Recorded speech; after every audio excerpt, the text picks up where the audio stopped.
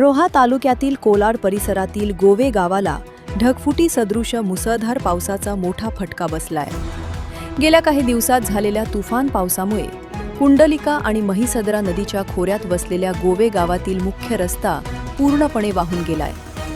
यामुळे गावातील वाहतूक ठप्प झाली असून ग्रामस्थांना जीव मुठीत धरून प्रवास करावा लागत आहे। यंदा पाऊस उशिरा सुरू झाला असला तरी 5 ते 8 जुलै दरम्यान झालेल्या अतिवृष्टीमुळे शेतकऱ्यांचे अतोनात नुकसान झाले।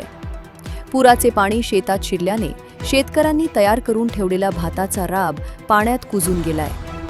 त्यामुळे आता भात लावणी कशी करावी असा प्रश्न शेतकऱ्यांसमोर उभा ठाकला असून संपूर्ण शेतकरी वर्ग हवालदिल झालाय। गावात जाण्यासाठी बनवण्यात आलेला सुसज्ज रस्ता वाहून गेल्यामुळे रिक्षा, 4 व्हीलर व इतर वाहनांना ये-जा करण्यासाठी जागाच उरलेली नाही।